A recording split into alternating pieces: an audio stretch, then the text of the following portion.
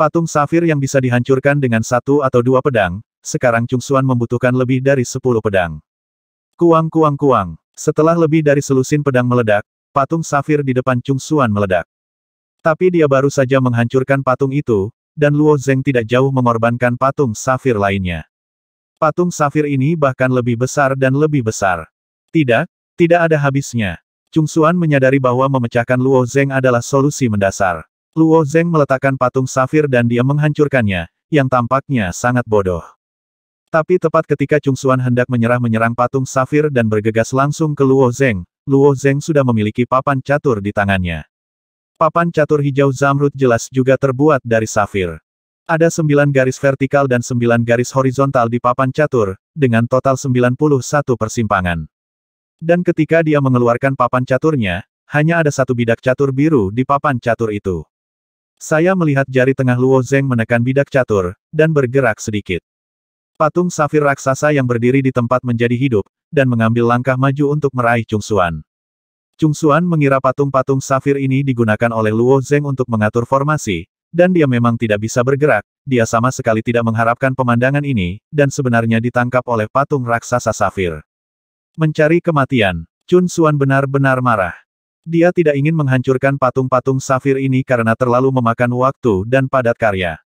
Tapi bagaimana patung seperti itu bisa menjadi lawannya?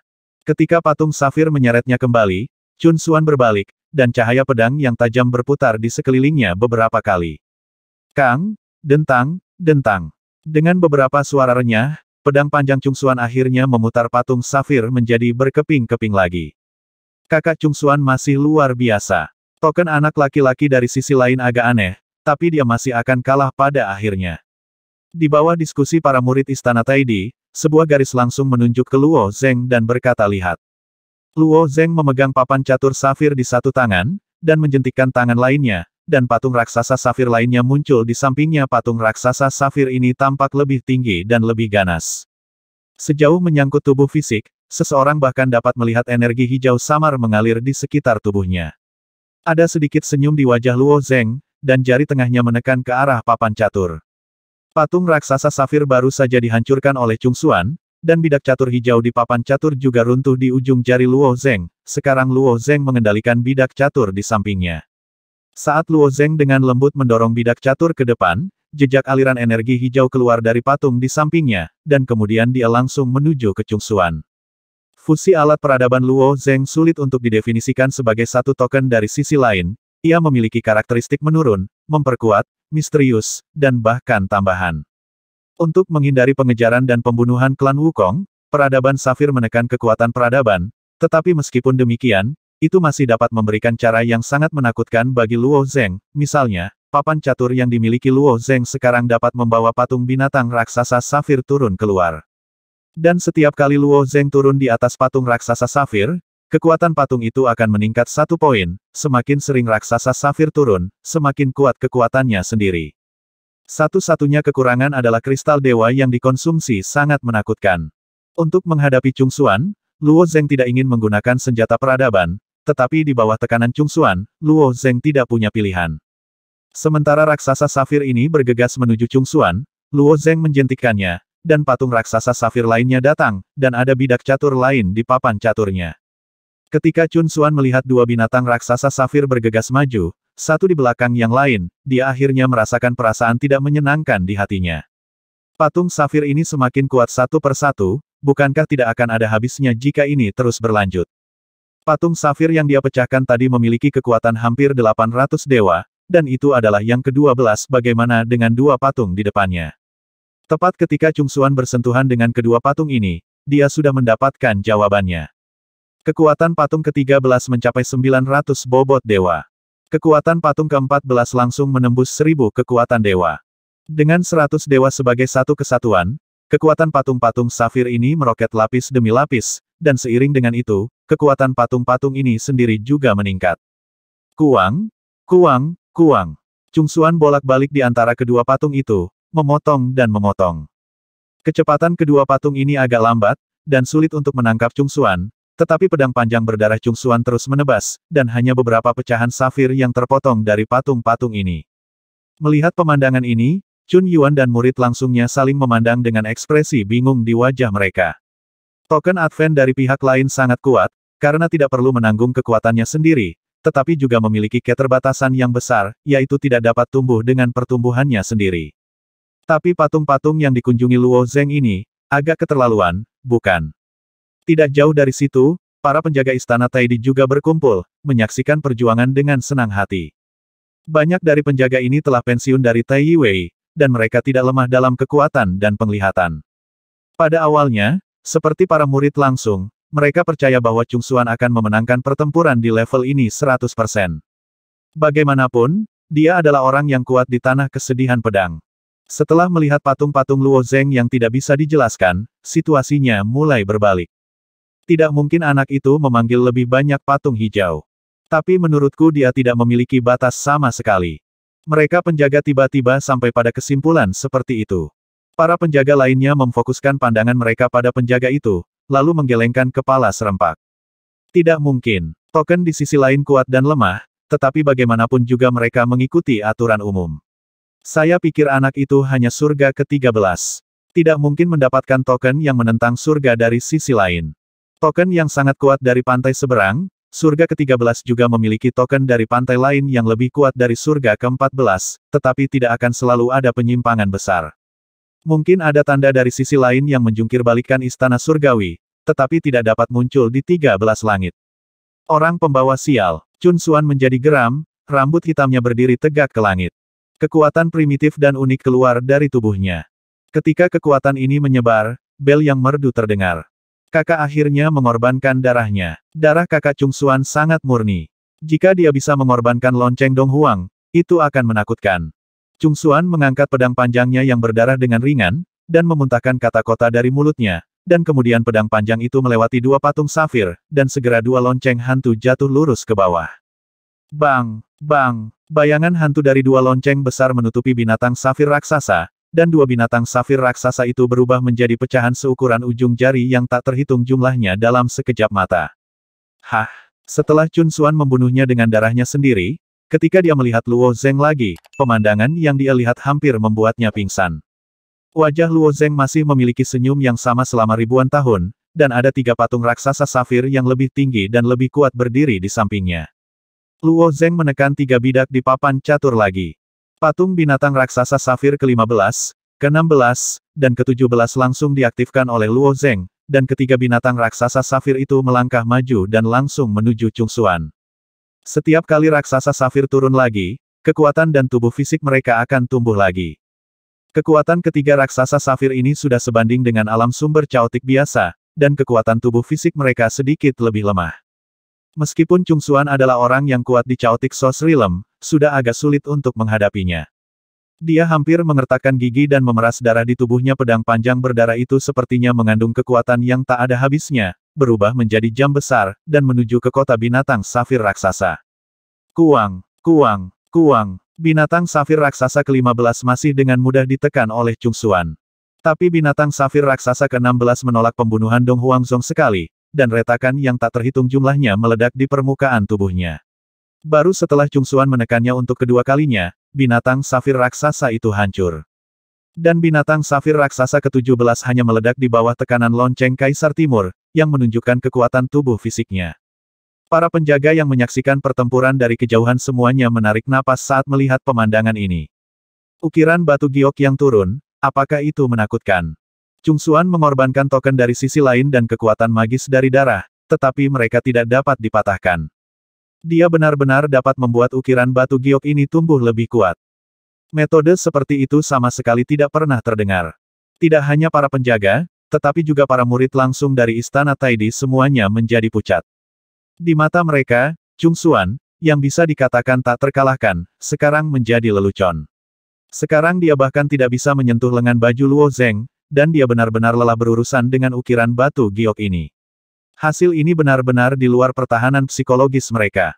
Terutama Chung Xuan, wajahnya pucat, mulutnya terbuka dan tertutup, dan dia tidak tahu harus berkata apa. Chun Xuan juga penuh dengan kebingungan.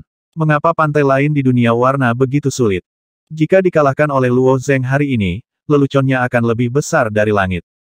Di bawah kebencian di hatinya, dia dengan panik meremas kekuatan token dan garis keturunannya dari sisi lain. Pantom lonceng Kaisar Timur dengan panik menekan mereka, menghancurkannya 7 kali berturut-turut, dan akhirnya menghancurkan patung ke-15 menjadi berkeping-keping.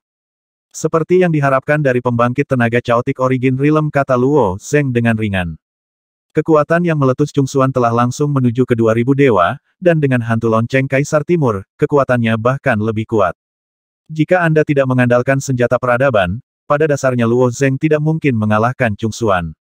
Pantas saja Chaotic Source Realm disebut Chaotic Source Regeneration. Setelah melangkah ke alam ini, seluruh orang hampir terlahir kembali, dan kekuatannya akan meningkat secara tak terduga. Dalam hati Luo Zeng, dia juga memiliki sedikit harapan untuk dunia hebat Hunyuan. Namun, binatang safir raksasa ke-17 dan ke-18 seharusnya bisa mengalahkanmu. Kata Luo Zeng sambil menekan jarinya di papan catur, dan 2 bidak catur lagi didorong keluar oleh Luo Zeng. Roh Safir memberitahu Luo Zeng bahwa papan catur safir ini adalah papan catur kecil, yang hanya dapat menampung 99 dan 81 bidak catur. Batas makhluk safir yang diturunkan Luo Zeng adalah 91. Itu akan menghabiskan begitu banyak makhluk safir. Senjing juga merupakan jumlah yang sangat besar. Jika peradaban safir naik ke alam keinginan dan mengurangi penindasan alam warna, itu dapat memberi Luo Zeng papan catur yang lebih besar. Papan catur seperti itu memiliki 19 baris, dan total 361 makhluk safir dapat datang.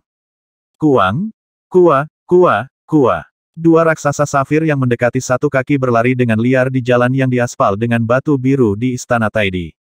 Chungsuan juga menghabiskan banyak tenaga dari sisi lain untuk menghadapi 3 raksasa safir sebelumnya, dan wajahnya juga menunjukkan kelelahan saat ini. Apa yang mendukung Chungsuan sekarang juga merupakan wajah keturunan langsung dari Kaisar Timur. Dia tidak lagi berharap untuk mengalahkan Luo Zeng menghadapi binatang safir raksasa yang datang langsung kepadanya. Dia dengan panik menyerap kristal dewa untuk menambah kekuatan tokennya dari sisi lain. Kekuatan pantai seberang bisa ditambah dengan kristal dewa, tapi kekuatan darah tidak bisa diisi ulang. Untuk mengalahkan kedua monster safir ini, dia hanya bisa memeras kekuatan darahnya sendiri dengan gila-gilaan. Beri aku pecahan. Chungsuan meraung untuk menemui 2 monster giok hijau raksasa itu. Hantu lonceng Kaisar Timur ditekan di sepanjang tepi pedangnya yang berwarna darah, melepaskan paksaan yang menakutkan dengan kekuatan magisnya yang maha kuasa. Jalan di Istana Taidi sudah berantakan, tetapi 2 binatang raksasa safir terbuat dari besi halus menghadapi permukaan tubuh pembunuh Dong Huang Zong Suying. Hanya ada retakan yang mekar di permukaan tubuh, dan dampaknya tidak diperhitungkan, besar. Saat Chungsuan menyerang dengan ganas, salah satu monster safir raksasa tiba-tiba berlari ke depan dan menangkap Chungsuan. Binatang raksasa safir itu sendiri tidak memiliki kekuatan supernatural yang unik, tetapi mengandalkan kekuatan dan tubuh fisiknya sendiri.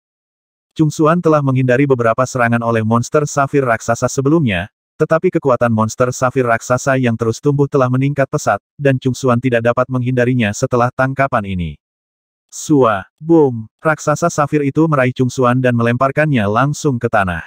Di bawah pemboman kekuatan besar, tanah di sekitarnya tiba-tiba bergetar, dan tembok di kedua sisi istana hancur. Ning Yudi, Sun dan wanita lain, termasuk keturunan langsung, juga terguncang dan jatuh ke tanah. Tubuh fisik Chaotic Source Realm luar biasa kuat. Jika itu adalah Bian Shore Realm biasa yang dipukul seperti ini, mungkin akan hancur berkeping-keping. Tapi Chungsuan membawanya seperti ini. Kamu. Chungsuan masih ingin melawan, tetapi saat dia hendak berdiri, raksasa safir lainnya melambaikan telapak tangannya yang tebal dan menutupi Chungsuan lagi. Boom, boom, boom. Di bawah serangan 2 raksasa safir secara bergantian, Chungsuan melawan dengan tubuh Chaotic Source yang dibangun kembali. Tubuh yang kuat. Luo Zeng mendecakkan bibirnya, bahkan jika dia menggunakan larutan batu penyegel untuk melindungi tubuhnya, akan sulit untuk menahan serangan 2 monster safir raksasa. Chungsuan diam-diam mengerang di dalam hatinya. Tubuh fisik yang dibangun kembali oleh Chaotic Source telah mencapai ambang kelelahan yang ekstrim. Jika ia menanggung beberapa serangan lagi, kekuatan tubuh fisik akan turun secara signifikan, dan ia akan dihancurkan menjadi genangan daging oleh binatang safir raksasa dalam sekejap, instan. Tapi apa yang bisa dia lakukan? Menyerah. Mohon ampun. Sebagai keturunan langsung dari Istana Taidi, sebagai putra bangga dari Tanah Duka Pedang, untuk mengakui kekalahan kepada seorang murid Tiangong. Didorong oleh harga diri yang sangat kuat, Chungsuan tidak dapat mengambil langkah ini. Tepat ketika Chungsuan putus asa, 2 kristal es muncul di sampingnya dengan aneh. Begitu kedua kristal es ini muncul, mereka menabrak tubuh dua monster safir raksasa. Monster safir yang awalnya berwarna hijau zamrud tiba-tiba berubah menjadi putih, dan berubah menjadi dua patung es safir, berdiri kaku dan tidak bergerak di tempat. Seorang wanita berkerudung putih diam-diam muncul di samping Chung Xuan. Begitu dia muncul, suhu seluruh istana Taidi turun beberapa poin. Dia mengulurkan jari-jarinya yang ramping, putih dan lembut dan menjentikkan dengan ringan kedua patung es itu. Crash! Kedua pahatan es itu telah hancur berkeping-keping. Ibu Chung Xuan menatap wanita itu dan memanggil. Ibu, Chun Yuan yang berada di kejauhan juga berlari. Dari mana orang-orang dari pegunungan berasal, berani bertindak liar di istana Taidi saya? Wajah wanita itu membeku, menatap Luo Zeng tidak jauh, suaranya yang sedikit halus bercampur dengan amarah. Wanita berbaju putih ini adalah Selir Qin, yang memiliki status tinggi di istana Taidi. Chung Xuan sedang bertarung di istana Qianlian, langit gelap dan langit gelap, pelayan yang lewat melihatnya, dan pergi ke istana Bingyun untuk memberitahu Selir Qin. Baru saat itulah Selir Qin bergegas untuk melihat putranya dipukuli di tanah oleh dua ukiran batu giok, bagaimana mungkin dia tidak marah. Ketika para penjaga melihat Selir Qin muncul, mereka saling mengedipkan mata dan pergi dengan tenang. Selir lain mudah diajak bicara, tetapi Selir Qin ini memiliki wajah yang sangat dingin dan suka melampiaskan amarahnya pada orang lain. Putranya dipukuli dalam waktu lama oleh dua monster safir raksasa, dan para penjaga juga mengawasi untuk waktu yang lama. Penjaga ini tidak berdaya untuk menghentikan pertempuran tingkat ini, tetapi Selir Qin ingin menyalahkan mereka, dan mereka tidak memiliki kesempatan untuk berdebat, jadi mereka menyelinap pergi. Mendengar kata-kata Selir Qin, Luo Zeng juga menunjukkan ekspresi tak berdaya di wajahnya. Benar saja, ibu macam apa yang ada, putra macam apa yang ada ibu Chung Xuan dan Chung Xuan ini memiliki kepribadian yang hampir sama, dan mereka akan dituduh sembarangan. Saya berbicara dengan putra Anda terlebih dahulu, demi pencerahan, saya tidak tahu dari mana asal pernyataan Anda tentang berlayar. Balas Luo Zeng. Ibu, pria ini menghancurkan pedangku begitu dia datang. Dia jelas datang untuk membuat masalah di istana Taidi, jadi dia harus dihukum, keluh Chun Yuan kepada ibu lagi. Mata Selir Qin semakin berkedip setelah mendengar apa yang dikatakan putra bungsunya, aku bilang kamu biadab, dan kamu punya ruang untuk membantah di istana Taidi. Setelah dia selesai berbicara, dia mendengus dingin, membentak jari-jarinya. Potongan kristal es berikutnya melayang ke arah Luo Zeng. Kristal es ini dapat menghancurkan patung safir jika diwarnai dengannya, suhunya sangat rendah sehingga dapat dibayangkan. Melihat kristal es melayang ke arah Luo Zeng, semua murid istana Taidi memiliki ekspresi bahagia di wajah mereka. Sebagian besar murid keturunan langsung ini sombong dan sombong, lagi pula, mereka memiliki kurang lebih darah Kaisar Timur di tubuh mereka, dan mereka selalu memandang rendah murid-murid di luar istana Taidi. Begitu Luo Zeng masuk, dia memberi pelajaran pada Chun Xuan, dan mereka tidak bisa menerimanya di hati mereka. Tampaknya Chung Xuan tidak dikalahkan sendirian, tetapi seluruh garis keturunan istana Taidi dikalahkan. Didorong oleh pikiran seperti ini, mereka berharap Luo Zeng akan segera mati. Kultivasi Selir Qin secara alami tidak sebanding dengan Chung Xuan, bukankah mudah membunuh Luo Zeng? Chung Xuan dan Chun Yuan juga memandang Luo Zeng dengan ekspresi melihat orang mati, orang ini hampir mati, dan dia tidak mengetahuinya, tidak ada rasa takut di wajahnya, benar-benar bodoh dan tidak takut. Namun segera kedua bersaudara itu menyadari bahwa ada yang tidak beres. Tidak hanya wajah Luo Zeng tidak memiliki warna ketakutan, tetapi senyum aneh muncul. Luo Zeng, hati-hati dengan kristal es itu. Sun, Mu Ning dan Han Liusu mengingatkan dengan cemas. Mereka juga tidak menyangka bahwa Luo Zeng jelas menang, dan akhirnya membunuh seorang Selir Qin. Selir Qin ini dan ketiga putrinya pernah bertemu sekali. Han Liusu tidak bisa mengendalikan api untuk sementara waktu, dan kebakaran terjadi di istana Taidi. Kebetulan Selir Qin sedang lewat, jadi dia memadamkan api pemerasan Han Liusu. Selir Qin awalnya ingin memberi pelajaran pada Han Liusu, tetapi dihentikan oleh Selir Yan. Pada saat itu, mereka tahu bahwa Selir Qin tidak mudah untuk dipusingkan, tetapi mereka tidak menyangka bahwa dia akan mengambil nyawa Luo Zeng begitu dia muncul. Ketika dua keping kristal es melayang di depan Luo Zeng tidak hanya tidak mundur atau menghindar, tetapi mengangkat tangannya dan mengulurkan ujung jarinya, dan menunjuk ke kristal es dengan ringan.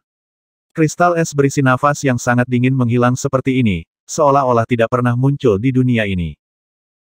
Kedua bersaudara Chun Yuan dan Chung Xuan, serta keturunan langsung dari istana Taidi, segera membuka mulut. Bahkan jika Luo Zeng dapat mengalahkan Chung Xuan di Chaotic Source Realm, dia tidak dapat dengan mudah menyelesaikan kekuatan supernatural selir Qin, bukan? Kedua kristal es itu tampak datar, tetapi itu jelas bukan sesuatu yang bisa ditolak Luo Zeng. Kulit selir Qin tidak berubah, dia hanya berkata dengan nada dingin, selir Yan, karena Anda telah tiba, mengapa repot-repot bersembunyi dan berpura-pura menjadi hantu? Sosok merah air diam-diam muncul di samping Luo Zeng, wajah selir Yan, wajah ada senyum samar di wajahnya. Saya memberi Luo Zeng tanda untuk memasuki istana, sehingga dia secara alami dapat berjalan dengan bebas di istana Taidi. Tetapi apa yang dikatakan selir Qin tentang menjadi liar telah berlalu. Pedang patah putraku, menyakiti tubuh putraku, seorang murid Tiangong belaka dapat melakukan ini demi bertindak liar atau semacamnya. Cahaya dingin di mata selir Qin terus bergetar. Bahkan saat menghadapi selir Yan, selir Qin tidak akan menyerah sedikitpun. Pada saat ini, Mu Ning, yang bergegas ke sisi Luo Zeng, mengangkat alisnya, dan berkata putramu memutar otak untuk mengusir kami dari istana Taidi, dan hampir membunuh Sun. Untungnya, Luo Zeng memblokirnya untuk menghindari bencana ini. Putra tertua Anda bahkan lebih tak tertahankan. Jika pembangkit tenaga listrik Chaotic Origin Realm maju, dia akan menggertak Luo Zeng. Jika dia tidak bisa mengalahkannya, dia harus bertarung dengan ibunya. Keluargamu benar-benar masuk akal. Itu bukan keluarga. Jika kamu tidak masuk keluarga, alasannya ada di rumahnya. Han Liusu menggema. Sun hanya menyipitkan matanya, dan ada sedikit kewaspadaan di pupilnya. Dia berdiri diam di samping Luo Zeng dan tidak berbicara, hanya mendengus dingin. Selir Qin diejek oleh kedua gadis ini untuk sementara waktu, dan kemarahan di alis yang indah itu menjadi semakin berat. Dia merasa berada di posisi yang tinggi, jadi kualifikasi apa yang harus diperdebatkan oleh orang-orang rendahan ini dengannya. Giginya tajam dan mulutnya tajam, mencari kematian.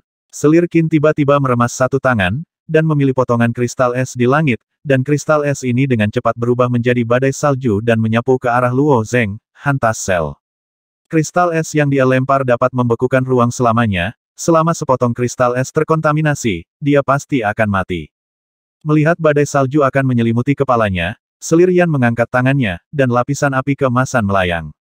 Wow, api suci gagak emas menyala dengan ringan, dan badai salju benar-benar menghilang. Selir Qin terlalu bersemangat hari ini, tolong kembali ke istana awan beku untuk beristirahat, kata selir Yan dengan suara berat.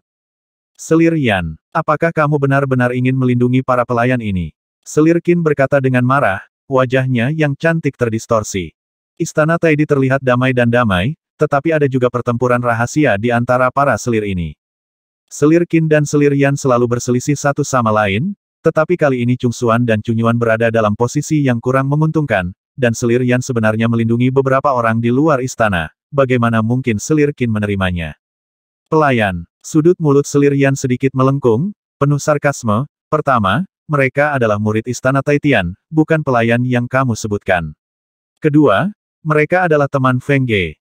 Teman selir Qin mencibir dan benar-benar ingin membalas. Selir Yan memotongnya lagi, dan melanjutkan ketiga, Luo Zeng jauh lebih penting daripada selir seperti Anda dan saya dibandingkan dengan istana Taitian. Dari sudut pandang ini, kepentingan Luo Zeng bagi istana Taitian memang lebih dari selir istana Taidi. Ketika selir Qin mendengar ini, jantungnya berdetak kencang, pentingnya bahkan melampaui mereka. Apa asal-usul anak ini? Tapi dia tidak bisa menelan nafas ini, apalagi selir Yan mungkin berbohong padanya. Selir Qin masih berkata dengan suara dingin, tidak peduli apa yang kamu katakan hari ini, aku tidak akan pernah melepaskannya jika aku tidak menyerahkannya. Kalau begitu kamu ingin bertarung denganku? Selir Yan bertanya sambil tersenyum. Selir yang dipanggil mata Qin bersinar dengan kilau yang berbahaya. Dari segi kekuatan, saya mungkin tidak lebih lemah dari selir Yan, tetapi sangat tidak bijaksana untuk melawan selir Yan di istana Taidi. Kuncinya adalah apa yang baru saja dikatakan selir Yan, Luo Zeng bahkan lebih penting bagi istana Taitian daripada dia dan selir Yan. Jika memang ada kepentingan di dalamnya, ketika Kaisar Timur melakukan kejahatan, posisinya di istana Taidi mungkin anjlok. Selir Yan masih terlihat santai, dengan senyum tipis di wajahnya, cukup menawan. Dia sudah menggali lubang besar dan hanya menunggu selir Qin melakukannya. Hati para murid langsung Tiangong itu juga berdebar kencang. Ini tidak ada hubungannya dengan para murid Tiangong yang bertarung di istana Taidi. Jika dua selir berpangkat tinggi melakukan sesuatu, itu mungkin menjadi peristiwa besar. Luo Zeng dan yang lainnya tidak mengatakan sepatah kata pun, dia mungkin menebak bahwa Selir Yan berani memprovokasi Selir Qin untuk melakukan sesuatu, jadi saya khawatir dia memiliki kepercayaan diri. Boom! Pada saat ini, bel merdu berbunyi dari kedalaman Istana Taidi. Selir Yan, Selir Qin dan murid langsung dari Istana Taidi semua melihat ke arah itu ketika mereka mendengar suara itu. Lalu terdengar suara cemerlang, yang datang dari kedalaman Istana Taidi.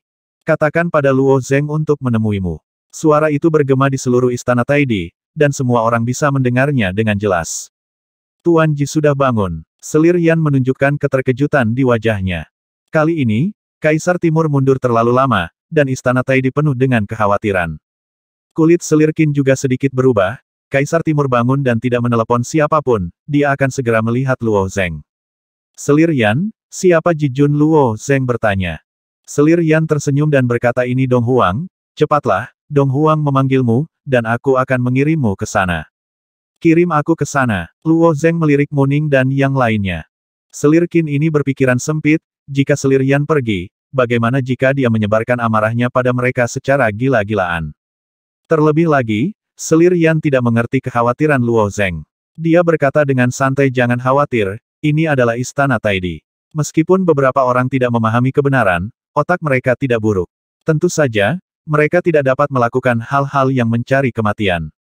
Pertama kali Dong Huang bangun untuk melihat Luo Zeng, orang bodoh mengerti nilai Luo Zeng. Tidak peduli betapa bodohnya Selir Qin, tidak mungkin dia benar-benar menyerang Muning dan wanita lain. Belum lagi Istana Taidi tidak besar, dan Selir Yan adalah eksistensi yang kuat, perasaan spiritualnya dapat sepenuhnya menutupinya. Sun, kamu di Istana Qianlian tunggu aku, kata Luo Zeng kepada ketiga wanita itu. Sun, Muning dan Han Liusu sudah lama berada di Istana Taiyi, dan mereka juga tahu banyak tentang Istana Taitian, terutama legenda Kaisar Timur yang membuat orang terpesona. Artinya, dengan kekuatan satu orang, secara paksa memadatkan sekelompok orang kuat ortodoks ras manusia, dan dia adalah pemimpin mutlak Tiangong. Ketika karakter seperti itu meninggalkan Bea Cukai, mereka akan melihat Luo Zeng sesegera mungkin, dan mereka juga merasa sangat terhormat. Han Liusu dan Muning mengangguk dengan patuh. Sun memiringkan kepalanya dan tersenyum. Selir Yan memimpin jalan, dan Luo Zeng juga mengikuti. Cunyuan, Chung Xuan berdiri di sana benar-benar tercengang, terutama Chung Xuan. Dong Huang adalah ayah Chung Xuan, dan dia jarang bertemu dengannya selama bertahun-tahun. Luo Zeng adalah murid Tiangong, apa dasarnya? Ibu, apa asal-usul anak itu? Tanya Chung Xuan. Bagaimana saya tahu? Selir Qin memarahi dengan marah, jika Anda tidak tahu dari mana orang lain berasal, Anda berani menindas orang lain sesuka hati, dan membuat masalah untuk saya. Melihat ibunya marah, Chung Xuan Cunyuan juga gemetaran. Ada keluhan di hati Chung Xuan, Selir Qin sendiri tidak tahu asal-usul Luo Zeng, dan dia tidak ingin membunuhnya. Dia berpikir demikian di dalam hatinya, tetapi bagaimana dia berani membantah ibunya. Setelah Selir Qin mendengus dingin, dia berjalan pergi. Seperti yang dikatakan Selir Yan, dia tentu saja tidak akan melakukan hal bodoh terhadap ketiga gadis kecil ini. Dalam perjalanan ke Istana Taidi, Luo Zeng menanyakan sesuatu yang membuat dia penasaran selama ini. Mes Yan, apakah tidak ada ratu di Istana Taidi ini? Kaisar, karena gelar yang sangat dinantikan dapat semakin mengonsolidasikan kekuatan kekaisaran seseorang, yang disebut takdir yang diberikan oleh Tuhan. Tetapi dunia prajurit memperhatikan untuk melawan langit dan menghormati kekuatan Anda. Tidak peduli berapa banyak nama yang Anda miliki, tidak peduli bagaimana Anda bisa bermain-main, jika kekuatan Anda tidak cukup, cepat atau lambat Anda akan ditendang dari tahta. Setelah berkultivasi menjadi dewa sejati, umurnya tidak terbatas, dan metode ini bahkan lebih tidak bisa dijalankan. Oleh karena itu, kecuali 4 kerajaan besar Tuhan, kekuatan besar yang dilihat Luo Zeng jarang mendirikan kerajaan Tuhan, dan setelah tiba di wilayah Tuhan, mereka hanya menyebut diri mereka kaya. Tetapi dunia ibu tampaknya telah kembali ke dunia sekuler. Selir Yan tersenyum tipis, dan berkata kami berbeda dari klan Jiuli, Yuxiong, dan Senong. Klan manusia ini terikat oleh darah, dan klan bersatu. Tujuan mendirikan Tiangong di Dingzhong Shenzhou adalah untuk menarik ras manusia yang tersebar di dunia induk untuk berkumpul dan bergabung menjadi satu baris, jadi wajar jika menggunakan metode yang sama dengan kerajaan Tuhan untuk bertindak. 7 gunung dan 7 kaisar menetapkan pusat Shenzhou, negara ras manusia yang benar, dan menyambut pantai 4 lautan. Tidak mudah bagi Kaisar Timur untuk secara paksa mendukung ras manusia ortodoks lainnya, kebiasaan telah digunakan selama bertahun-tahun, dan itu terbentuk secara alami, begitulah sekarang. Adapun ratu, tentu saja tidak ada, mulut selir Yan sedikit melengkung. Bukannya tidak ada selir yang memperebutkan gelar ini, terutama selir Qin, yang disebut berkali-kali di depan Kaisar Timur, tetapi ditolak oleh Kaisar Timur. Selir Yan menjelaskan kepada Luo Zeng bahwa keduanya telah mencapai kedalaman istana Taidi. Ada paviliun 3 lantai di depan Luo Zeng, yang dibangun dengan indah, tetapi jauh lebih megah dan megah daripada aula lain di istana Taidi, dan terlalu sederhana dibandingkan. Luo Zeng, masuk, selir Yan berhenti sebelum mengirim Luo Zeng ke paviliun. Apakah aku sendirian? Luo Zeng tercengang. Selir Yan mengangguk, Kaisar Timur memanggilmu, jadi kamu masuk sendirian. Luo Zeng melirik gerbang paviliun yang sederhana, dan kemudian berjalan langsung ke paviliun. Meskipun paviliunnya kecil, struktur dalamnya sangat elegan. Melangkah ke salah satunya, aroma samar masuk ke lubang hidung. Saya tidak tahu dari mana aroma itu berasal, yang membuat orang merasa damai untuk sementara waktu. Di aula utama paviliun, ada tirai kasa tipis. Ketika Luo Zeng mendekat, tirai kasa terbuka dan tertutup di kedua sisi dengan sendirinya. Tepat di tengah aula utama berdiri sebuah layar sederhana dan sederhana, di atasnya tergambar sebuah jam besar yang sangat indah, yang persis sama dengan lonceng Dong Huang yang dikorbankan oleh darah Chungsuan. Kamu adalah Luo Zeng. Saat sebuah suara datang, seorang pria parubaya berjubah abu-abu keluar dari sisi layar. Pria parubaya ini mengenakan mahkota emas ungu tertentu, memiliki wajah persegi, matanya setajam ujung pedang, dan wajahnya tegas. Saling memandang masih memberi orang rasa penindasan yang besar. Itu di sini, Luo Zeng membungkukkan tangannya ke Kaisar Timur. Dong Huang memandang Luo Zeng, dan senyum muncul di wajah tegas itu. Dia biasanya memiliki wajah yang sangat serius, Luo Zeng tidak tahu seberapa langka senyuman ini. Ketika senyum Dong Huang baru saja muncul, dia menunjuk Luo Zeng dan mengangguk.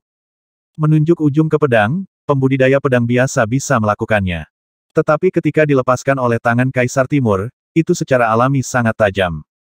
Dan Luo Zeng juga dapat melihat bahwa jari ini mengandung nafas dari makna sejati keberuntungan pedang yang abadi, dan itu adalah bab dari pencerahan sejati. Melihat jari ini datang langsung ke arahnya, Luo Zeng juga mengulurkan satu jari, dan sebuah spiral putih keluar dari jarinya, dan dia juga meluncurkan bab pencerahan sejati. Swoosh, swoosh, swish. Luo Zeng mengusap jarinya, dan jari Dong Huang bergerak sedikit, dan itu adalah potongan horizontal. Luo Zeng mengambil jarinya dengan ringan, memutar punggungnya, dan langsung menghancurkan jari Dong Huang. Dalam sekejap mata, keduanya melakukan lebih dari selusin gerakan. Dong Huang menekan kekuatannya ke jarak yang sangat rendah, dan menanggapinya dengan keberuntungan murni dan ketulusan pedang yang abadi.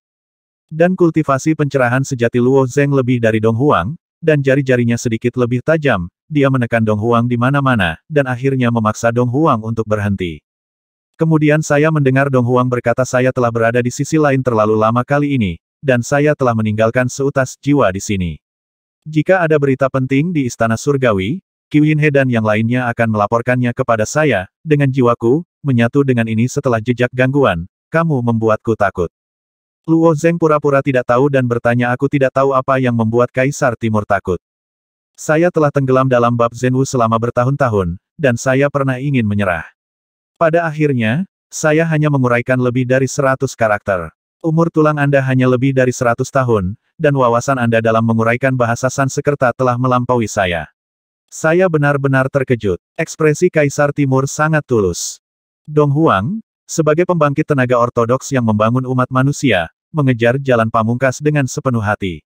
Ini berlaku untuk mengartikan bahasa Sanskerta, dan hal yang sama berlaku untuk Kendo.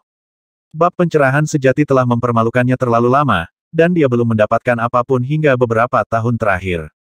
Tetapi setelah lebih dari 100 kata, kesulitannya meningkat tajam, dan saya tidak tahu kapan dan kapan saya ingin menguraikan kedua karakter Sanskerta itu sepenuhnya. Dong Huang memujinya, jawab Luo Zeng.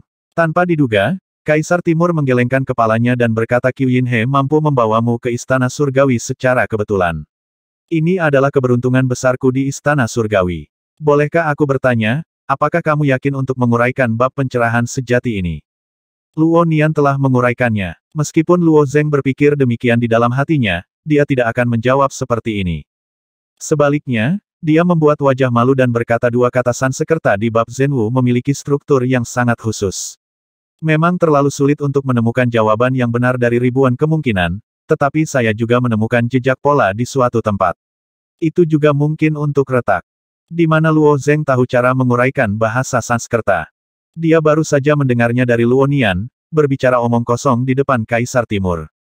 Sejak bertemu Qiu Yinhe, Luo Zeng tahu bahwa dia akan bertemu Dong Huang cepat atau lambat. Jika dia ingin menghidupkan kembali Jiuli, Tai Tiangong harus menjadi bantuan yang paling cocok untuknya. Lagi pula, Tiangong juga berdiri di seberang Yuxiong dan Senong. Karena Dong Huang memiliki sesuatu untuk ditanyakan, Luo Zeng harus menjawabnya, tetapi dia tidak dapat memberitahu Dong Huang bahwa hal ini sangat sederhana untuk Luo Nian, dapatkah sekilas diuraikan? Menemukan pola. Pola apa? Tanya Dong Huang. Menguraikan bab pencerahan sejati sangat penting, dan Dong Huang juga sangat tertarik dengan cara menguraikannya. Lagi pula, dia terlalu banyak memikirkan dua teks Sanskerta. Ini Luo Zeng menunjukkan keraguan di wajahnya, aku tidak bisa mengatakan hukum, itu benar-benar petunjuk dalam menguraikan. Menguraikan bahasa Sanskerta pada awalnya adalah hal yang misterius, dan Dong Huang meminta Luo Zeng untuk menggambarkannya secara akurat terlalu mungkin, jika tidak, bahasa Sanskerta di dunia dapat dengan cepat diuraikan. Jika tidak terlalu kasar, Kaisar Timur tidak sabar untuk meninjau ingatan Luo Zeng. Lupakan saja, Kaisar Timur melambaikan tangannya, Qiu Yinhe memberitahu saya terakhir kali bahwa Anda telah merusak pencerahan sejati menjadi lebih dari 150 karakter. Saya tidak tahu apakah ada kemajuan. Saya telah berlatih di pantai lain selama ini, tidak banyak waktu, tetapi saya telah menguraikan lebih dari 200 kata, jawab Luo Zeng. Mata Dong Huang berbinar lagi. Dia mendengar dari Luo Zeng bahwa itu mungkin untuk memecahkan semuanya, tapi kali ini bisa panjang atau pendek, sesingkat beberapa dekade, atau selama puluhan ribu tahun. Anak ini dapat menguraikan lebih dari 5 melintasi waktu, menurut kecepatan ini, mungkin tidak perlu menunggu terlalu lama untuk menguraikan semuanya. Boleh aku melihatnya? Tanya Dong Huang. Luo Zeng tidak menolak. Dia harus berbicara sendiri dengan Dong Huang tentang masalah Jiuli, dan bab Zhenwu awalnya digunakan sebagai pertukaran, hanya untuk melihat apakah Dong Huang memiliki keberanian. Luo Zeng mengeluarkan pena dan kertas, dan mulai menulis dengan pena. Setelah beberapa saat, bab Zhenwu yang fasih telah mendarat di atas kertas. Dong Huang mengambilnya, melihatnya dengan detail, dan sambil bergumam dalam hati, kekaguman di wajahnya menjadi semakin kuat. Setelah memeriksanya, dia dengan hati-hati melipat selembar kertas dan berkata pada saat yang sama Ciyu juga beruntung memilikimu sebagai cucunya, tapi sayang. Ketika Jiuli dihancurkan, Tiangong juga sangat gugup, dan Dong Huang juga memiliki seorang cucu, hati sedih kelinci yang mati. Begitu Jiuli dihancurkan, salah satu dari 4 ortodoksi ras manusia akan hilang. Dan Tiangong jelas tidak berpihak pada klan Yuxiong, dan klan Yuxiong cepat atau lambat akan menyerang Tiangong. Mantan kakaknya Di Jun menentangnya karena rencana klan Xiong. Mendengar desahan Dong Huang, Luo Zeng hanya berdiri diam tanpa berbicara. Apa yang kamu inginkan? Dong Huang tiba-tiba bertanya. Sepotong pencerahan sejati, semua tukang reparasi pedang bisa mendapat manfaat tanpa batas. Dong Huang tidak terlalu naif untuk berpikir bahwa Luo Zeng tanpa pamrih mendedikasikannya untuk istana surgawi tertinggi, jadi dia bertanya langsung. Saat menanyakan pertanyaan ini, Dong Huang menyebut Jiuli lagi, yang menunjukkan bahwa dia telah sepenuhnya melihat pikiran Luo Zeng. Karena Dong Huang bertanya secara langsung, kembalinya Luo Zeng juga sangat langsung, saya ingin membangun kembali Jiuli, saya harap Tiangong dapat membantu saya. Tidak ada kejutan di wajah Dong Huang, tetapi dia melambaikan tangannya dan berkata saya dapat membantu Anda, bahkan seluruh Tiangong akan membantumu, tapi tidak sekarang. Kapan itu? Luo Zeng bertanya. Saat perang di antara mereka benar-benar dimulai, jawab Dong Huang. Mungkin sulit bagi orang awam untuk memahami siapa yang dimaksud dengan mereka. Tetapi Luo Zeng telah berjalan di medan gelap, dan dia telah mewarisi senjata peradaban di tubuhnya, dan dia juga memahami bahwa kekuatan super di dunia induk ini pada dasarnya adalah juru bicara dari peradaban tertentu. Dong Huang mengatakan mereka adalah peradaban masa lalu. Luo Zeng bertanya. Kamu tahu, Dong Huang benar-benar terkejut kali ini. Anak kecil dari surga ke-13 bahkan tidak boleh mengetahui komposisi dari sisi lain, bagaimana dia bisa mengetahui keberadaan peradaban itu. Setiap periode waktu, beberapa Tianjiedu akan melaporkan beberapa berita penting kepada jiwa Kaisar Timur. Tapi Luo Zeng baru saja meninggalkan sisi lain, melangkah ke dunia gelap, dan berita bahwa Feng Ge menjadi orang yang murni, Dong Huang masih tidak tahu. Yah, aku mendengarnya, Luo Zeng mengangguk. Secara alami, Luo Zeng tidak hanya mendengarnya. Peradaban Qingyu dulunya adalah salah satu dari 10 peradaban teratas, dan sekarang seluruh peradaban berdiri di belakangnya. Dengan promosi Luo Zeng di pantai lain, jika peradaban Qingyu memasuki permainan lagi, itu pasti akan berdampak besar. Dong Huang menatap Luo Zeng, menunjukkan ekspresi serius. Sejak pendirian Istana Taitian, dia telah melihat terlalu banyak anak muda dengan bakat luar biasa. Tapi tidak pernah ada orang seperti Luo Zeng. Setelah beberapa percakapan sederhana dengan Luo Zeng, Dong Huang menemukan bahwa ada segala macam rahasia yang tersembunyi pada orang ini, yang memberinya perasaan bahwa dia tidak dapat melihatnya. Kamu tahu banyak, tapi basis kultivasimu terlalu rendah, Dong Huang berkata. Namun, dunia besar sumber caotik akan segera terbuka, dan untuk orang-orang di sisi lain, rekonstruksi sumber caotik adalah suatu keharusan lewati ambang, kamu harus memanfaatkan kesempatan ini. Luo Zeng sepenuhnya siap, jawab Luo Zeng. Nyatanya, Luo Zeng juga memiliki sedikit kebingungan di hatinya. Dilihat dari performa Chung Xuan, tubuh fisik di Chaotic Source Realm memang sangat kuat.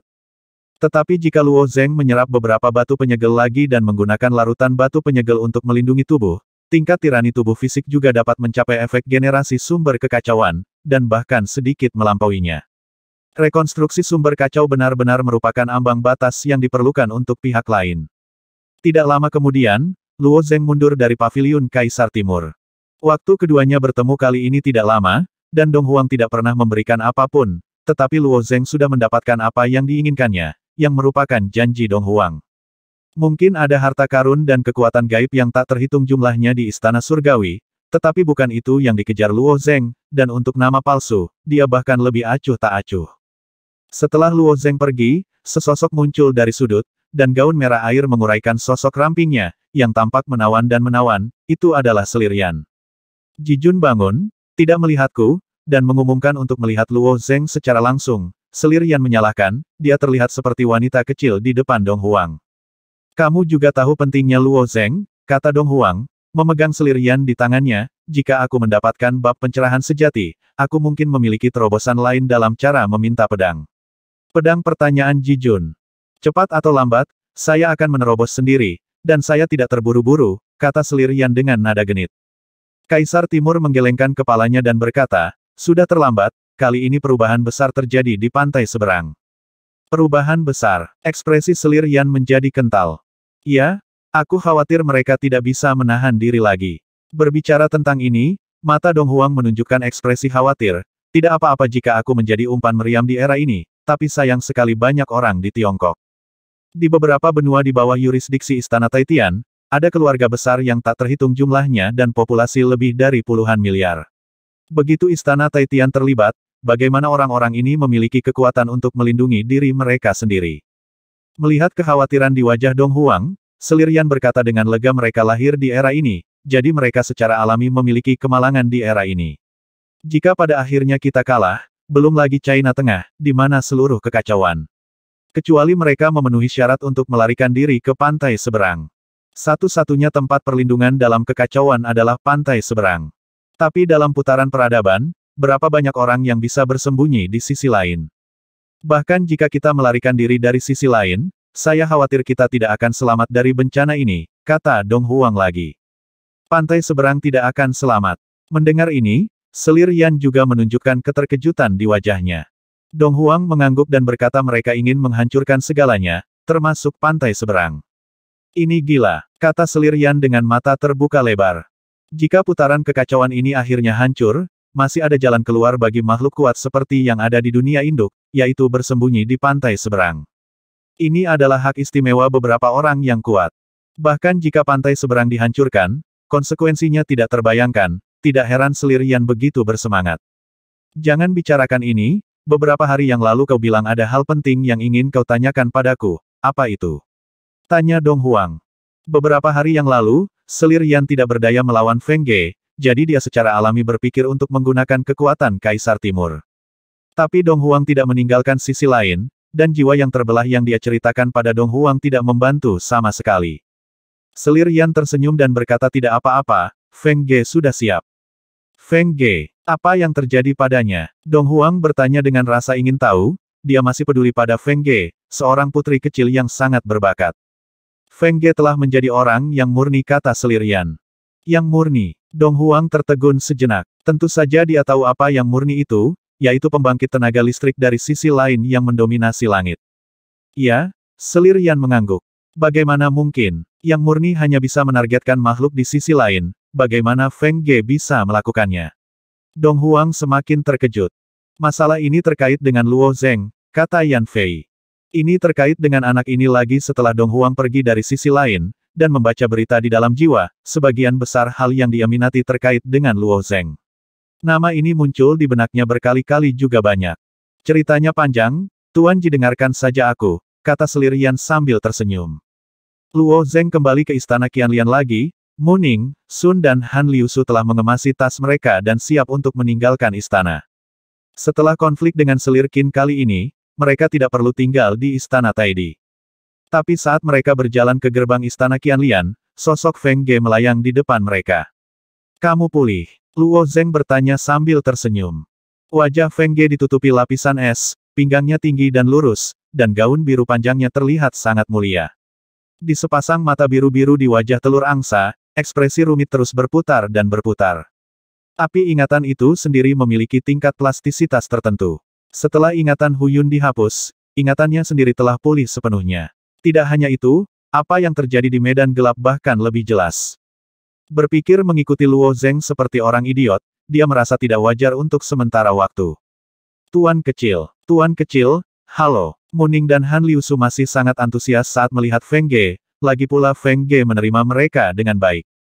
Apakah kamu pergi? Mata Feng Ge berkilat. Han Liusu mengangguk dan berkata ya, terima kasih atas ajaran tuan kecilku, basis kultivasi kami juga telah meningkat pesat selama periode ini, tetapi kami telah menyinggung selir Qin, dan tinggal di istana Taidi dapat menyebabkan masalah bagimu selir Qin.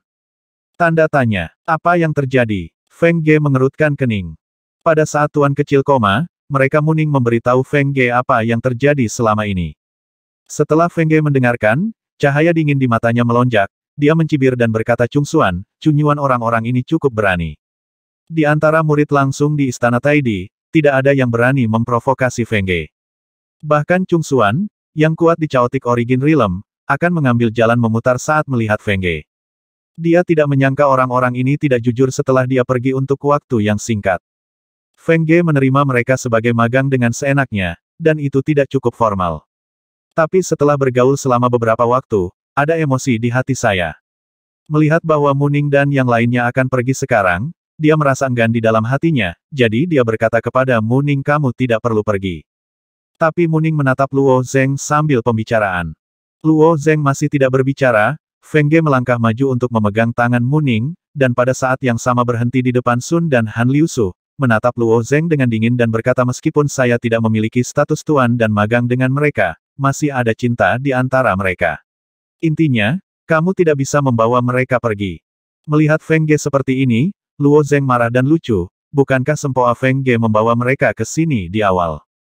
Saya telah menyinggung selir Qin, mereka tinggal di istana Taidi, dan keselamatan mereka tidak dapat dijamin, kata Luo Zeng. Selir Qin dan yang lainnya berpikiran sempit, dan hati mereka pasti penuh dengan kebencian. Dia tidak bisa menyebarkan kebenciannya kepada Luo Zeng, dan kemungkinan besar dia akan menyusahkan mereka. Luo Zeng secara alami tidak membiarkan kecelakaan seperti itu terjadi. Tidak, kata Feng Ge dengan tegas, saya jamin mereka akan benar-benar aman tinggal di istana Taidi. Bagaimana Anda bisa menjamin itu? Anda juga akan meninggalkan Tiangong setelah dunia besar Hunyuan dibuka. Bagaimana Anda akan melindungi lalu mereka? Luo Zeng bertanya balik. Aku akan membiarkan ibuku melindungi mereka, dan aku tidak akan pernah membiarkan mereka terluka, kata Feng Ge kepada Luo Zeng, dan menoleh ke Sun dan yang lainnya dengan suara lembut tolong, tetap di istana Taidi, oke. Penampilan Feng Ge membuat Luo Zeng sangat aneh. Setelah api ingatannya rusak, apakah masih mempengaruhi karakternya? Dan Han Liusu, Mu Ning dan Sun melihat Feng Ge seperti ini, dan saling memandang. Mu Ning berkata Luo Zeng, mari kita tinggal di istana Taidi dulu. Melihat Feng Ge begitu tulus, Mu Ning, Han Liusu dan Sun juga sedikit enggan, Luo Zeng mengangkat bahu, dan akhirnya setuju. Meskipun saya juga dapat memberi mereka sumber daya pelatihan yang baik, ajaran istana Taidi lebih sistematis, jika mereka dapat memastikan bahwa mereka tidak diintimidasi, keuntungannya lebih besar daripada kerugiannya. Setelah kembali ke Sekte Pedang Xin Liu, Luo Zeng memilah token dari pantai lain yang diperoleh di alam gelap. Selain artefak peradaban, yang paling berharga adalah hati kedua kaki tangannya dan patung binatang safir raksasa yang dibunuh Feng Ge dengan cahaya. Makhluk safir akan berubah menjadi patung-patung ini setelah mati, dan patung ini dapat dianggap sebagai mayat binatang raksasa safir.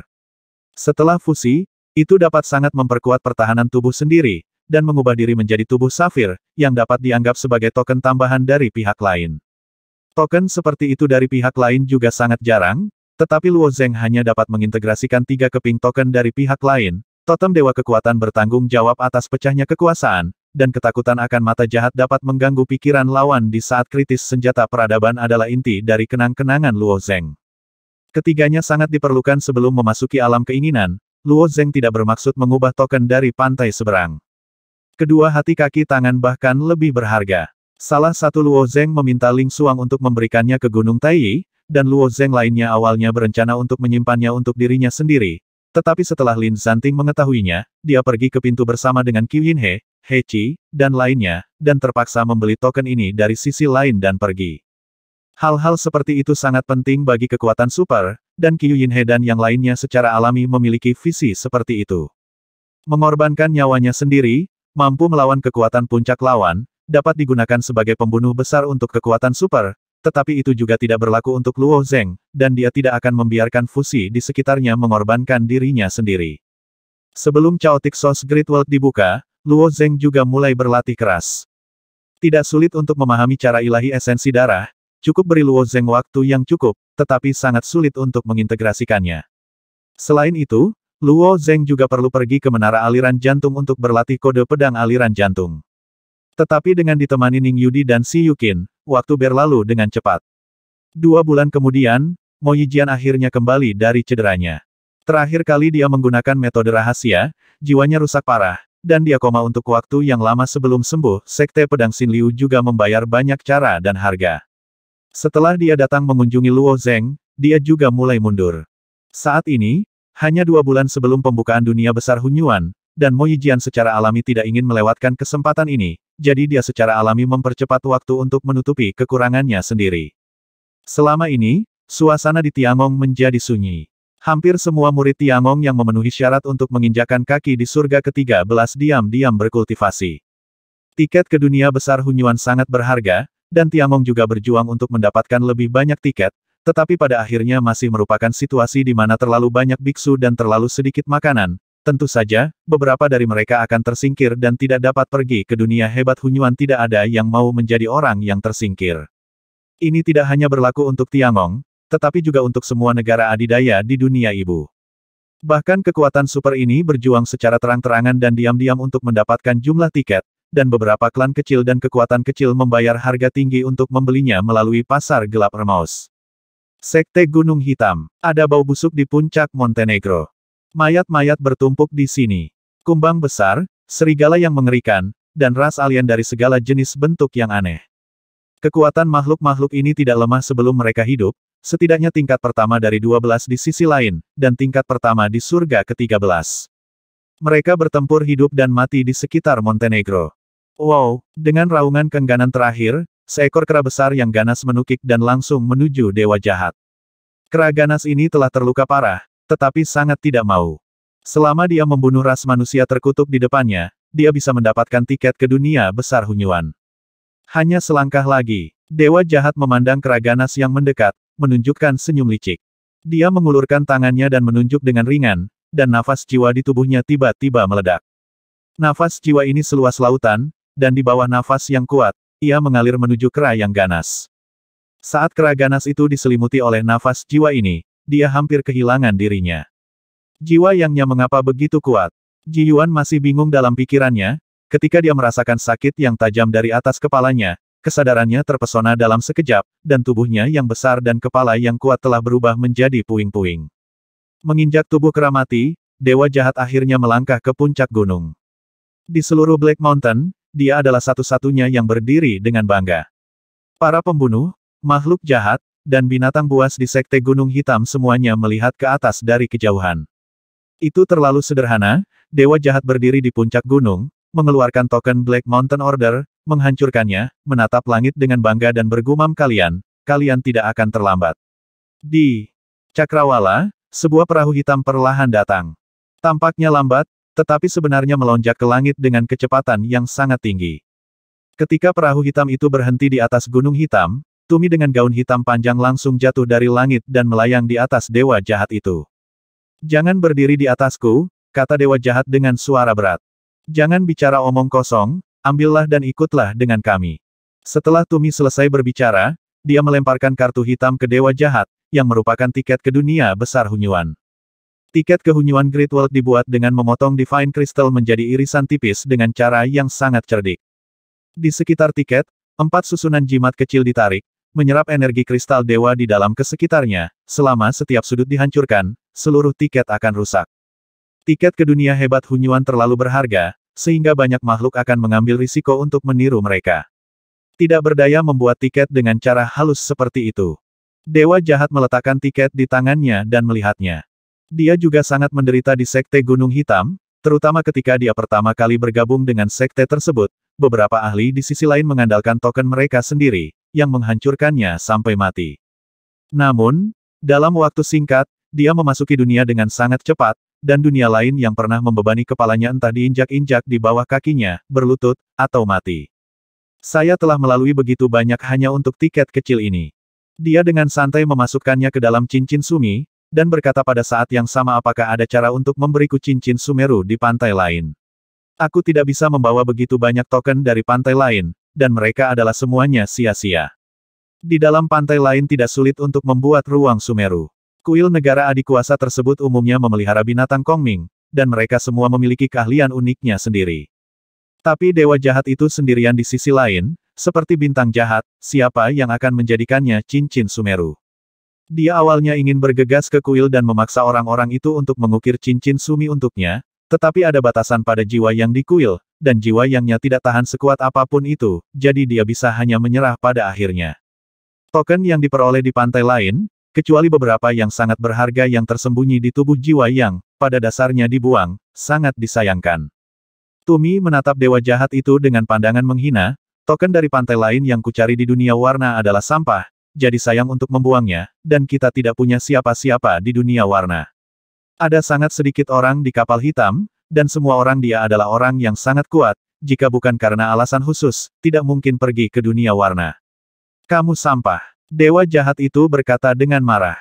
Dia sangat membenci kecurigaan orang lain terhadapnya, terutama selama periode waktu ini di Sekte Gunung Hitam, mereka yang berani meragukannya semuanya sudah mati. Tumi menoleh tiba-tiba, cahaya dingin melintas di matanya di bawah rambut hitamnya. Siapapun yang berani berbicara seperti itu di depannya pasti sudah lama mati, tapi melihat pria sombong ini, Tumi menahan keinginan untuk mencabik-cabiknya. Dia mencubit voli dewa jahat dengan satu tangan. Dewa jahat yang perkasa di Sekte Gunung Hitam dihancurkan dan diubah bentuknya oleh Tumi, dan tidak memiliki kemampuan untuk melawan sama sekali. Kemudian Tumi melemparkannya ke dalam perahu hitam, lalu perahu hitam itu mulai melaju kencang dan berpacu ke arah barat. Qiu Yinhe tidak memenuhi janjinya kepada Luo Zeng. Di tangan Luo Zeng, dia memegang setumpuk kartu hitam, dan nafas samar Dewa Kristal dilepaskan dari kartu. Kali ini ketika dunia besar Hunyuan dibuka, Tiangong tidak mendapatkan banyak tiket. Semua sekolah pedang di 7 gunung harus dialokasikan, dan bahkan lebih sedikit lagi yang ditugaskan ke sekolah pedang Xin Liu. Tidak mudah bagi Qiu Yinhe untuk mendapatkan 7 tiket. Pengerjaan tiket ini sangat indah. Setelah Luo Zeng melihatnya, dia berjalan menuju halaman independen di seberang. Saat waktu pembukaan dunia besar Hunyuan semakin dekat, Huo Ze, Lan Qing dan yang lainnya menjadi semakin gugup. Hari itu Qiu Yinhe hanya mengatakan bahwa dia akan mencoba yang terbaik untuk mendapatkan tiketnya, tetapi mereka tahu betapa berharganya tiket itu. "Kakak, bagaimana jika Tiangong tidak bisa mendapatkan tiketnya?" Lan Qing bertanya dengan cemas. Huo Ze duduk di sofa kayu di halaman, menggelengkan kepalanya dan berkata, "Kita seperti ini sekarang, kita hanya bisa menunggu sedekah dari Istana Surgawi, pilihan apa yang kita miliki?" Xianxi berkata dengan suara dingin, "Maka harapan kakek menjadi sia-sia. Ayo datang ke sini dengan sia-sia." Melihat kebencian Xianxi, Huo Ze mengingatkan, "Jangan lupa bahwa Tiangong tidak berutang apapun kepada kami Jiuli, senang memberikan kuota ini, itu kewajiban bukan?" Tapi kemudian Luo Zeng Xianxi masih agak tidak puas. Saat itu pintu halaman didorong terbuka. Gerbang halaman independen ini telah dibatasi, dan orang biasa tidak dapat membukanya sesuka hati, jadi pasti Luo Zeng yang masuk seperti ini. Tuan muda, Huo Ze tiba-tiba berdiri. Kakak Luo Zeng, Lan King sedikit tersenyum. Luo Zeng pusing untuk judul ini, tetapi Huo Ze bersikeras berulang kali, dan dia tidak memperbaikinya. Wajah semua orang di Jiuli sedikit gugup, dan Luo Zeng secara alami mengerti mengapa. Dengan senyum di wajahnya, dia dengan lembut membalik tangannya, dan kartu hitam muncul di telapak tangannya. Semua orang menunggu ini. Melihat tumpukan kartu hitam, Lan King, Huo Ze, Xianxi dan yang lainnya segera menunjukkan kegembiraan dan cahaya. Mereka khawatir selama beberapa hari terakhir, melihat ada batu yang jatuh ke tanah setelah melihat tiket tersebut. Lagi pula, orang-orang Jiuli ini memiliki terlalu sedikit kontak dengan Luo Zeng. Karena Lilu secara pribadi membawa mereka ke sini, Luo Zeng akan memikul tanggung jawab ini. Bahkan jika Qiu Yinhe atau bahkan Tiangong tidak bisa mendapatkan tiket ini, Luo Zeng akan membelinya melalui Ermos. Tuan muda Huo Ze ingin mengatakan sesuatu dengan wajah bersyukur. Luo Zeng melambaikan tangannya, kamu dan aku dari klan yang sama, jadi kamu tidak harus terlalu sopan tentang hal-hal seperti itu. Masih ada beberapa hari lagi, dan kita akan berangkat setelah kita bersiap. Tiket untuk Hunyuan Great Wall telah didistribusikan ke Sekte Pedang Utama satu demi satu. Bagi murid lain di Tiangong, tidak mudah mendapatkan tiket. Kecuali Mo Yijian dan Luo Zeng yang mendapatkan tiket langsung di Sekte Pedang Xinliu, 10 tiket sisanya harus diperoleh melalui kompetisi. Selain itu, persaingan antara Sekte Pedang Juezhen dan Sekte Pembunuh Pedang juga berjalan lancar. Bahkan murid langsung harus membuktikan kekuatannya sendiri untuk mendapatkan tiket. 1 bulan kemudian, 7 kapal udara raksasa itu perlahan terangkat, meninggalkan istana Tiantian, dan meluncur ke arah barat. 7 kapal terbang milik 7 gunung Tiangong, dan kapal terbang terdepan milik gunung Tai, dan murid istana Taidi serta 3 sekte pedang utama secara alami ada di antara mereka. Pergi ke dunia besar Hunyuan harus melintasi ratusan negara bagian, bahkan jika pesawat ruang angkasa ini dapat menembus ruang angkasa, ketika mereka mencapai tepi negara bagian, mereka masih harus melewati tembok antar negara bagian, dan kecepatannya secara alami tidak mungkin cepat. Di dalam pesawat yang lebar dan besar, terdapat ratusan kompartemen. Murid Tiangong masih berkultivasi tanpa lelah selama perjalanan. Persaingan dalam dunia besar sumber caotik juga sangat sengit. Tidak semua orang yang memasuki dunia besar sumber caotik dapat memperoleh penemuan kembali sumber caotik. Murid Tiangong harus melatih jiwa yang mereka di pantai lain, atau mengkonsolidasikan ilmu pedang mereka sendiri, atau gunakan baru mereka penggabungan kenang-kenangan pantai lainnya terampil digunakan. Setengah bulan kemudian, 7 kapal udara Tiangong melarikan diri dari penghalang luar angkasa Hanlizu dan melarikan diri ke dunia yang tertutup salju. Murid-murid di Gunung Tai semua naik ke geladak kapal terbang untuk melihat pemandangan es dan tanah salju dari atas. Luo Zeng bersandar di sisi kapal, merasakan hawa dingin datang dari wajahnya. Yingsuesu, tempat yang sangat dingin, Hunyuan Great Wall terletak di sini. Negara bagian Yingsue telur raksasa hitam. Awalnya milik Lisan. Lisan memerintah 11 prefektur besar, dan prefektur besar ini disusun dalam satu baris. Di antara 11 negara bagian Yingsue adalah yang terjauh dari Lisan. Ketika negara adidaya membentuk aliansi dan memaksa Lisan untuk menyerahkan roh sumber kekacauan, Lisan tidak tahan dengan tekanan dan akhirnya memilih untuk berkompromi. Negara adidaya itu juga menuntut agar dunia besar Hunyuan ditempatkan di area pusat dunia induk, tetapi Lisan menolak untuk mematuhinya. Setelah beberapa putaran negosiasi, Lisan memilih untuk menyerahkan Yingsuezu dan menjadikan Yingsuezu sebagai negara publik, dan putuskan sumber caotik Great Wall di dalamnya. Dengan cara ini, bagi beberapa negara adidaya, perjalanannya terlalu jauh, sehingga beberapa negara adidaya berangkat setengah tahun yang lalu. Jarak kuil Taitian relatif dekat, namun baru setengah bulan.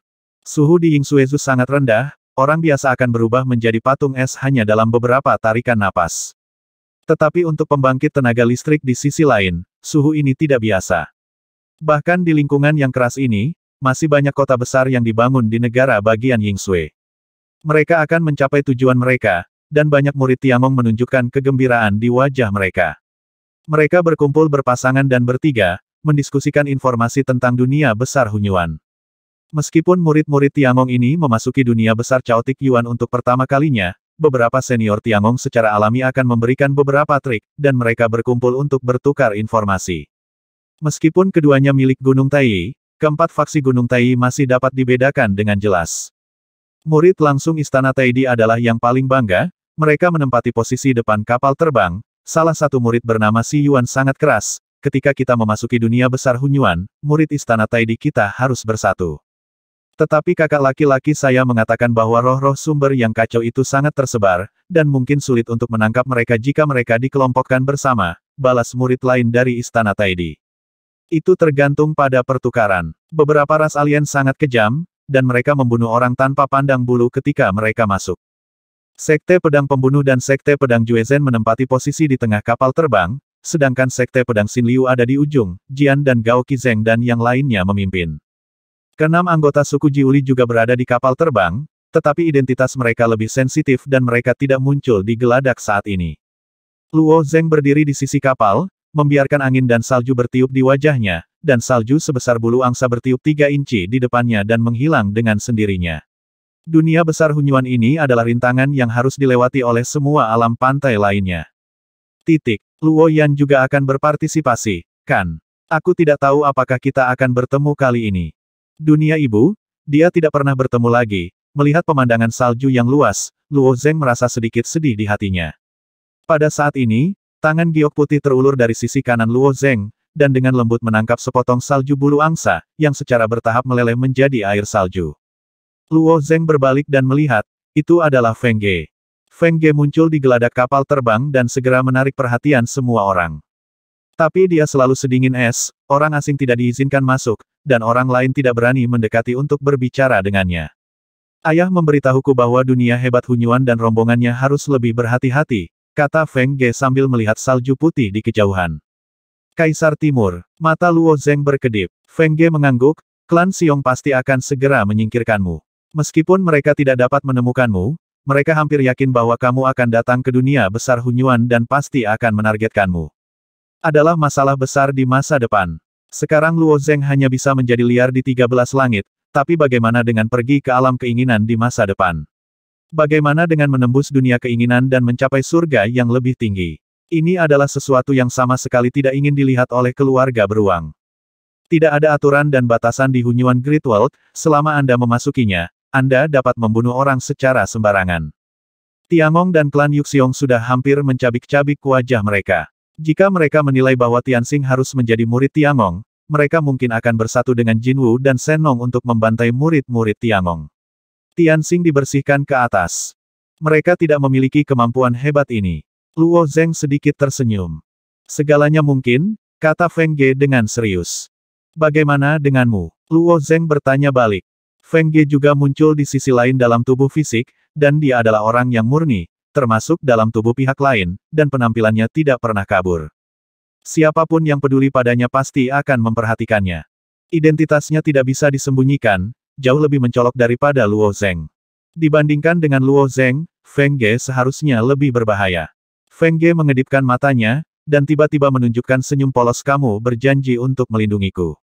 Melihat wajahnya yang bersih dan tanpa celah, hati Luo Zeng bergerak sedikit, meskipun ingatan Feng Ge pulih, tetapi domain gelap pesta itu jelas sangat bagus pengaruh pada karakternya, setidaknya itu tidak akan menjadi sikap menolak orang lain yang jauhnya ribuan mil. Namun, apa yang tidak diketahui Luo Zeng adalah bahwa, kecuali di depannya, Feng Ge masih sama seperti sebelumnya. Karena Han Liu Su dan yang lainnya, Feng Ge memberikan pelajaran yang baik kepada keturunan langsung dari Istana Taidi, sehingga para murid termasuk Xie Yuan yang berpartisipasi dalam dunia besar Hunyuan terdiam saat melihatnya.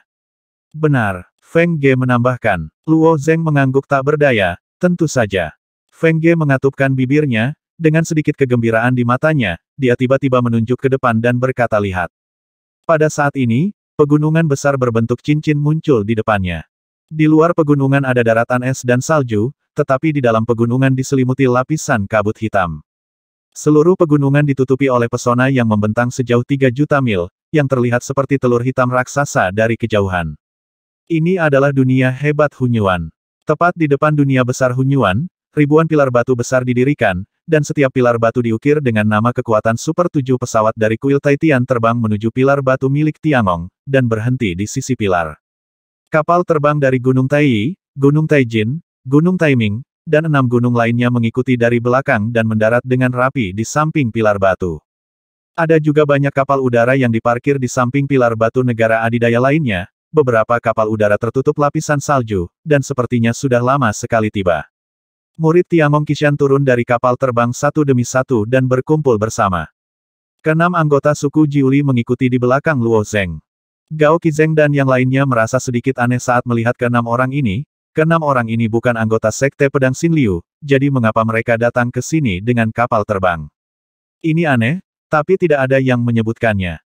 Tim dunia hebat Hunyuan ini, setiap gunung mengirim orang yang kuat untuk memimpin tim. Qiu Yinhe dikirim dari Gunung Tai, Lin Zanting dikirim dari Gunung Tai, dan masing-masing dari 7 gunung lainnya ditemani oleh seorang pria yang kuat. Di bawah kepemimpinan Sungai Qiuyin, setelah semua orang terbang keluar dari hutan batu, ada ruang terbuka yang sangat luas di depan mereka. Salju di ruang terbuka ini telah dibersihkan, dan makhluk dari banyak ras masing-masing menempati sudut. Mata Luo Zeng mengamati kotak kosong, dan di area di sebelah kiri, ada sosok besar berdiri tegak. Itu klan Li Yuan. Luo Zeng telah melihat klan Li Yuan beberapa kali di sisi lain. Meskipun mereka tidak dapat melihat tubuh mereka dengan jelas, siluet Yang Hun dapat menguraikan sosok mereka, sehingga mereka secara alami dapat dikenali secara sekilas. Orang Li Yuan pada dasarnya setinggi 7 atau 8 kaki, berdiri di tempat seperti bukit. Mereka semua ditutupi dengan lapisan khusus dari baju besi emas, dan mata besar mereka memancarkan roh jahat yang kuat, dan mereka memandang rendah semua makhluk hidup ketika mereka melihat sekeliling.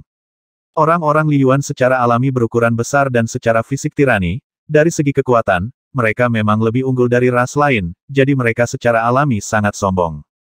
Tidak jauh dari klan Yuan, ada telinga tikus duduk di tempat. Ermaus ini ditutupi dengan syal wajah dan tidak mengatakan apa-apa, tampak tidak mencolok. Dalam kesan dunia, keefektifan tempur Irmaus belum kuat, hal itu karena keluarga Irmaus jarang berkonflik dengan ras lain, mereka lebih memilih menggunakan God Crystal dan Soul Pill untuk menyelesaikan semuanya. Menurut pengamatan Luo Zeng di pantai seberang, efektivitas tempur telinga tikus tidak boleh diremehkan. Bagaimanapun, token terbaik dari pihak lain telah melewati tangan mereka, dan token dari pihak lain yang mereka gabungkan secara alami tidak buruk. Selain itu, ada Mongolian, Syrian, Purple AP dan sebagainya. Kekuatan ras ini dapat dinilai dari jumlah makhluk hidup. Semakin kuat ras dan semakin tinggi hak untuk berbicara, semakin banyak tiket yang didapat secara alami. Misalnya, ada hampir 500 orang dari klan Li Yuan, dan semakin banyak orang yang hadir, semakin banyak tiket yang mereka dapatkan untuk Hunyuan Great World. Klan kecil seperti klan Sirius dan klan Kera Ungu hanya memiliki 20 atau 30 anggota, jadi kekuatan mereka secara keseluruhan lemah. Kekuatan super umum bisa mendapatkan lebih dari 200 tiket, tetapi kali ini hanya ada lebih dari 180 orang dari 7 gunung Tiangong, yang menunjukkan bahwa alokasi tiket ke dunia besar Hunyuan telah gagal.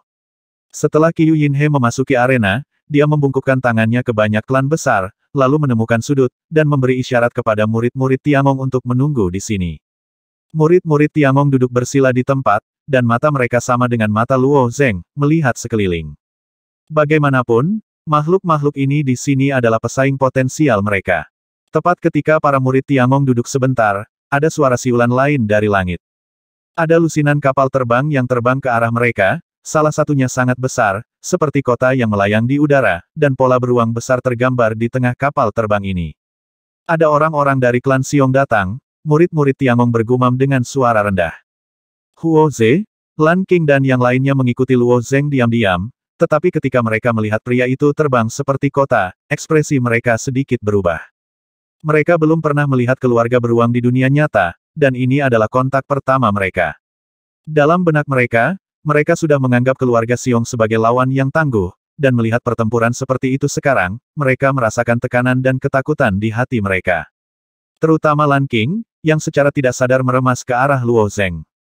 Melihat bahwa Lan Qing sedikit gugup, Luo Zeng menggerakkan bibirnya dengan ringan, dan membujuk dengan esensi aslinya klan Xiong juga manusia yang sama seperti kita, jangan takut. Tapi mereka membantai begitu banyak anggota klan kita, jawab Lan Qing dengan transmisi suara dari esensi sejati. Utang darah secara alami akan dilunasi dengan darah, dan ketakutan tidak dapat menyelesaikan masalah, kata Luo Zeng. Seluruh perjalanan kultivasi seperti berjalan di jembatan papan tunggal, tidak peduli seberapa tinggi Anda berdiri, Anda harus meninggalkan rasa takut di bawah, jika tidak, Anda akan menjadi orang yang jatuh. Hati sangat penting, tapi mereka sangat kuat, kata Lan Qing lagi. Kamu akan menjadi lebih kuat, kata Luo Zeng dengan sedikit senyum. Lan Qing menundukkan kepalanya dan merenung sejenak, dan ketika dia mengangkat kepalanya, ada sedikit ketegasan di matanya yang cantik. Faktanya, Lan Qing adalah gadis kecil yang sangat optimis, tetapi lingkungan tempat dia dibesarkan membuat klan Xiong menjadi musuh yang mengerikan. Luo Zeng juga tahu bahwa sulit untuk menyelesaikan ketakutan klan Xiong dari sisa-sisa Jiuli dengan beberapa kata, tetapi dia hanya perlu membuktikan bahwa klan Xiong tidak terkalahkan, dan ketakutan batin mereka akan teratasi. Setelah kapal udara mendarat, orang-orang dari suku Xiong datang berderap dari pilar batu. Pemimpinnya adalah seorang lelaki tua dengan punggung lurus, mata lelaki tua itu bersinar terang, dan setiap gerakannya tampak kuat dan kuat. Lelaki tua itu juga membungkukkan tangannya ke banyak klan besar, dan mundur di sudut bersama klan beruang. Tidak lama setelah klan Xiong tiba, orang-orang dari klan Jinwu, klan Minyu, dan klan Senong juga berdatangan satu demi satu. Dalam beberapa tahun terakhir, kekuatan umat manusia yang dipimpin oleh klan Xiong terus berkembang. Umat manusia, yang pada awalnya tampak sedikit lemah, memiliki postur yang lemah untuk mengejar klan super kuat lainnya. Jika kekuatan super ini digabungkan, kekuatan mereka dapat mengalahkan klan Liyuan. Pemimpin klan Golden Crow jelas adalah Feng Fei. Dia berjalan di depan, pinggangnya yang ramping sedikit bengkok, dan sepasang sayap emas murni berkibar, memancarkan pesona yang menakjubkan. Semua makhluk yang hadir memfokuskan pandangan mereka pada Feng Nu. Luo Zeng sedikit mengernyit saat melihat Feng Nu. Kembali ke prefektur Guanshan, dia hampir terbunuh oleh proyeksi kekecewaan wanita ini, tetapi kali ini dia tidak menyangka akan bertemu lagi. Tapi bagaimanapun, ini adalah pintu masuk dunia besar Hunyuan, dan Qiu Yinhe serta para tetua lainnya menjaga di depannya, jadi tidak ada yang perlu ditakutkan. Setelah Feng Nu berjalan berkeliling, dengan seringai di wajahnya, dia benar-benar berjalan menuju sisi ini. Melihat ini, Qiu Yinhe melangkah maju dan berhenti di depan. Dia menangkupkan tangannya ke arah Feng Nu dan berkata, "Tuan Feng Nu, saya tidak tahu apa yang perlu saya ajarkan kepada Anda. Suku Jinwu kami akan melakukan rekonstruksi sumber yang kacau hari ini, dan waktu berlalu begitu cepat." Mendengar ini, wajah Feng Ge sedikit tenggelam, dia tiba-tiba bangkit, dan berkata dengan suara dingin, "Katakan lagi." Itu tahun-tahun di Feng Chao adalah kenangan yang tidak ingin disentuh Feng Ge dalam hidupnya. Feng Nu justru mengambil inisiatif untuk memprovokasi dia. Feng Ge tentu saja marah. "Feng Nu, perhatikan kata-katamu," Qiu Yinhe memperingatkan dengan ekspresi tidak senang. "Semua orang di sini untuk dunia besar Hunyuan, bukan untuk menimbulkan masalah." Tapi Feng Nu mengabaikan Qiu Yinhe dan melanjutkan, "Aku tidak salah, ibumu adalah seorang pengkhianat, dan kamu secara alami adalah seorang pengkhianat. Jika kamu tinggal di istana surgawi seperti ibumu, itu saja. Dunia Yuanda, kita harus menjadi bersiap untuk tidak kembali." Wajah Feng Ge suram, dan dia hendak berbicara, tetapi Luo Zeng di sebelahnya tiba-tiba menghentikan Feng Ge, dan kemudian berkata, "Jangan pedulikan manusia burung bersayap ini." Feng Nu tidak perhatikan Luo Zeng pada awalnya. Ketika dia melihat Luo Zeng, dia ingat pemandangan di prefektur Guanshan, dan wajahnya tiba-tiba tenggelam. "Itu kamu." Luo Zeng lolos dari beberapa proyeksi kekecewaannya, ya ingatan Luo Zeng secara alami sangat dalam. Tetapi pada saat itu, Luo Zeng baru saja melangkah ke sisi lain belum lama ini, dan dia tidak menyangka bahwa dalam waktu singkat, dia harus menerima pembangunan kembali sumber yang kacau. 3010